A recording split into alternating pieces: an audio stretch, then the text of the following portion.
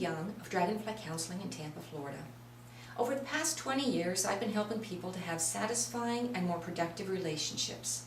The information that I'm going to be giving you today will be helpful in almost any type of adult relationship. So let's get started. This first slide is what this presentation will be based on. It's called a relationship continuum. Now you'll notice in the center, everything is perfectly balanced.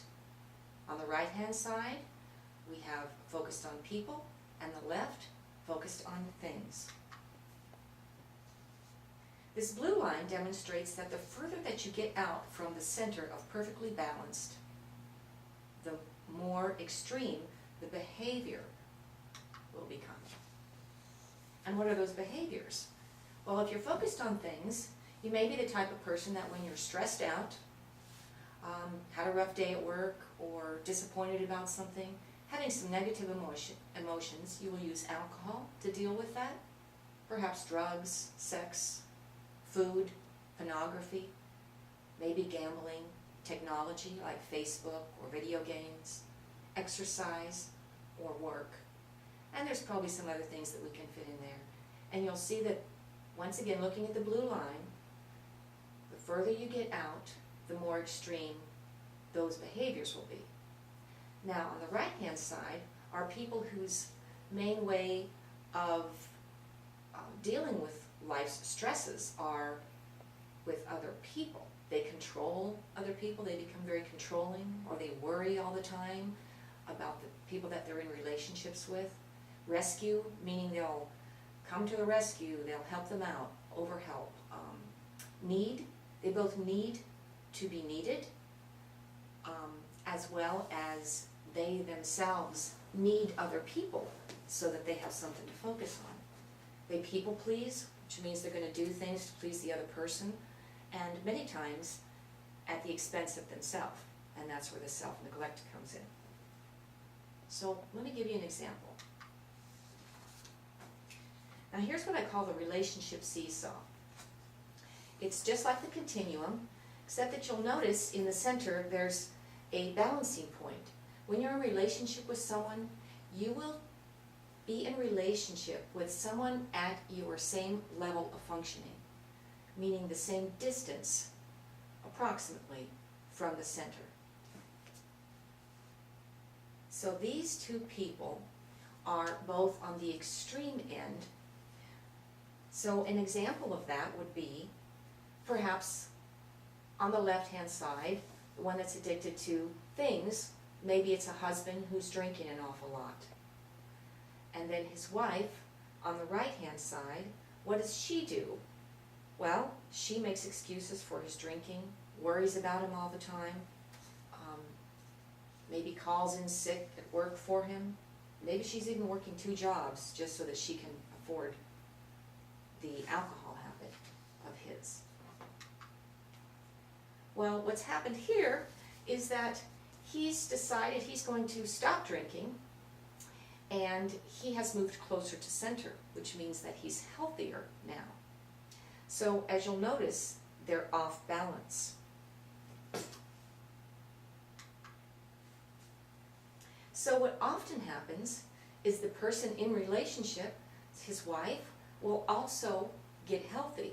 It's a natural thing that happens because he's stopped his negative behavior.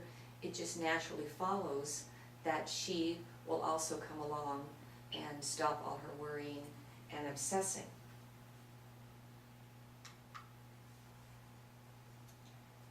Now here's another example of, let's make this one, say, a mother and daughter. So the daughter on the left-hand side, let's say that she has a food addiction. She's eating constantly, perhaps she's even bulimic, meaning that she eats and she throws up, and she's just got this very bad eating addiction because she's on the extreme end. So mother, her addiction to people, meaning her daughter, what does she do?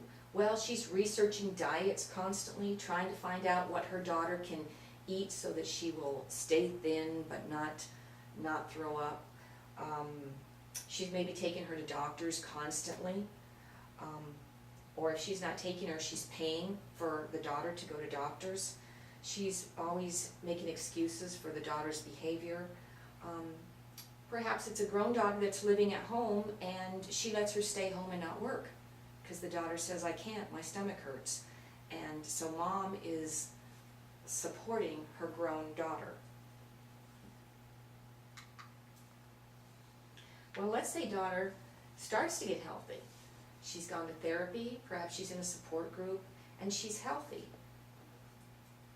Well, mom hasn't come along yet. She's still at the end.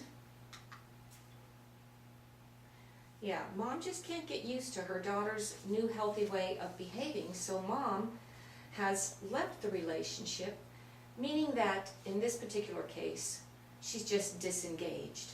So she's probably focused on somebody else at this point, and daughter is enjoying her new healthy life. So daughter then will get in a relationship with someone, and that person will be much healthier than who she would have chosen before. Because daughter has become healthy, she will attract somebody healthy.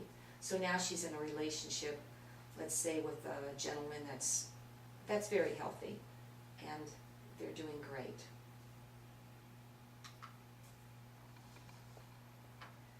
So here's another example. Remember, we have them at the extremes. So we're going to say that the person on the left-hand side has a porn technology addiction. So this guy's always looking at porn on the internet, and his wife is constantly monitoring him, constantly worried, just really involved in trying to help him to stop this.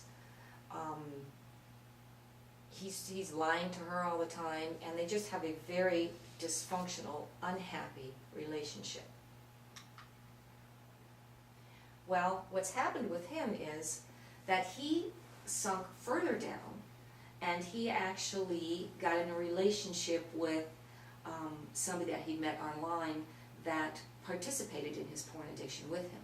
So perhaps they had various partners, and he's just really in kind of a messy relationship right now. So his wife, still there on the end, will need to find somebody to fill that spot. And there you go. She's found someone at her same level of functioning. So this time, because she hasn't had any therapy or hasn't really grown much, she's chosen another man, but this particular man is an alcoholic. And he's an extreme alcoholic because he's on the end. You will always find someone at your same level of functioning. Basically, that's what the relationship seesaw and the continuum are demonstrating. And I've seen this over and over in my working with people throughout the years.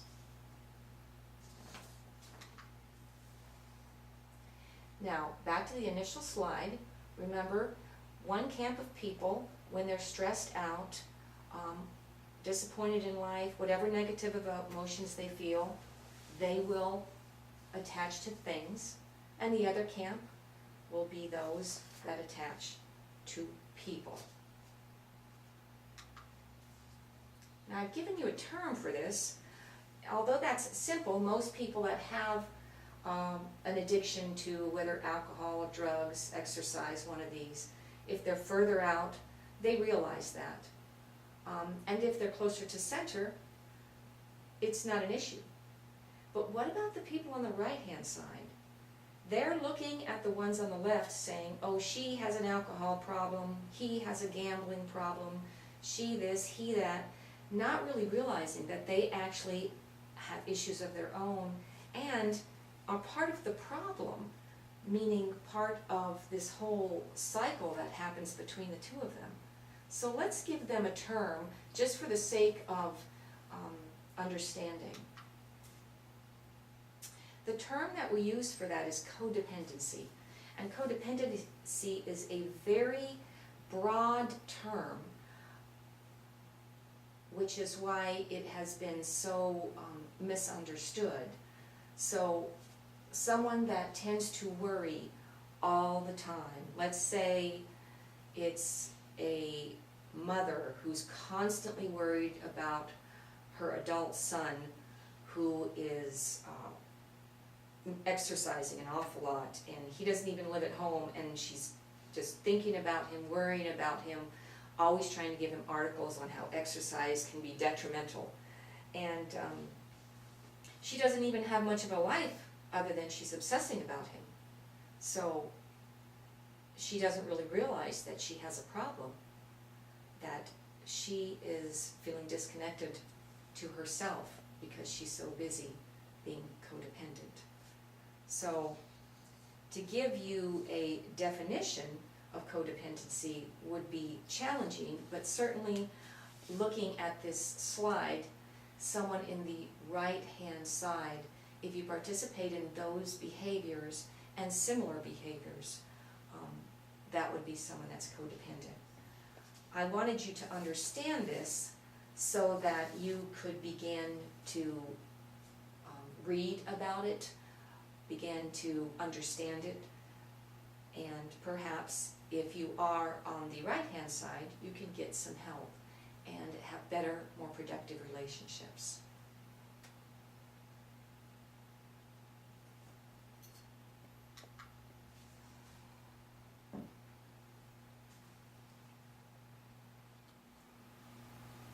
I hope you've enjoyed this presentation today. If you'd like more information, you can go to my website, dragonflycounseling.com.